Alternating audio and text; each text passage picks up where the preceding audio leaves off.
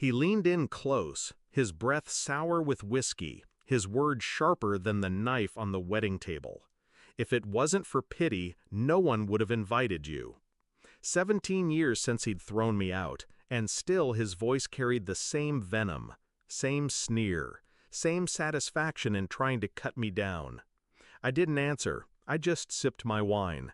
Let him believe he'd landed the blow, because the real strike was still waiting. I was 13 when he told me to leave, said I was weak, said I'd never amount to anything. He shoved me onto the porch with nothing but a duffel bag and the clothes on my back. My mother stood in the doorway, silent, like a shadow that refused to move. I walked into the night alone, slept on couches, worked jobs no one wanted, fought for every inch of survival. And in that fight, I found something my father never expected: discipline. At 18, I signed a paper that would change my life: the Army. While he poured drinks at bars, I was learning strategy, resilience, and control.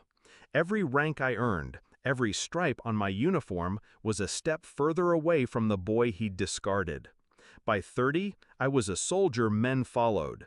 By 40, a leader other leaders listened to.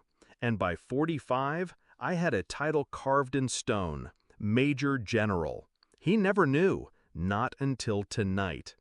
When I walked into the reception hall, heads turned. Old classmates, neighbors, even my brother's friends, they saw a man they didn't recognize. Tailored uniform under the dress blues, posture straight, calm, commanding. But my father saw only the boy he'd broken. That's what narcissists do. They stay stuck in their own past. So when he spat those words, I didn't flinch. I let them hang in the air, heavy, petty, beneath me, because the room was about to shift. The bride, my brother's wife now, rose with the microphone. She tapped the glass, her voice bright and warm. "I'd like to make a toast," she said. "Not to the groom, not to me, but to someone in this room whose story deserves to be honored." The crowd murmured. Glasses stilled. My father's smirk grew. He thought she meant him. Then she turned. Her eyes found mine. "To Major General Davis," she said, lifting her glass, "a man who served, who fought, who rose when life tried to keep him down. A man I am proud to welcome into this family." The room erupted. Applause thundered against the chandeliers. Glasses clinked. People stood. I raised my glass, steady, calm. My father didn't move. The look on his face, priceless. His smirk collapsed, his jaw slack, his skin pale. The title echoed in his ears: Major General.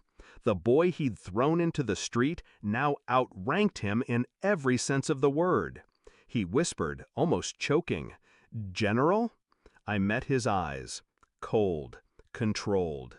17 years, Dad. Maybe you should have paid attention. He blinked fast, searching for words, but none came. The man who once defined himself by power, by dominance, had just been stripped of it, in front of everyone. The night moved on, but for him, it ended there. Every laugh, every cheer in my honor was another nail in the coffin of his pride. I didn't gloat, didn't rub it in. That's not how real power works. Real power is silence while they crumble under the weight of their own regret. When he tried to approach me later, I excused myself. Let him stand alone in a crowd that now looked at him differently. No longer the patriarch, just the bitter man who'd kicked out a future general. As I drove away that night, uniform jacket folded neatly beside me, I thought back to the porch 17 years ago. His words had been meant to destroy me.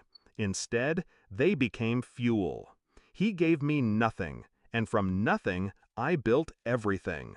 The revenge wasn't in humiliating him at that wedding. It wasn't in the applause, the toast, or the shocked faces. The revenge was in every year I spent proving him wrong without ever saying his name. And the final blow? Letting him choke on the truth in front of everyone he'd tried to impress. So yes, I sipped my wine and smiled, because the boy he abandoned was gone, and in his place stood the man he could never become.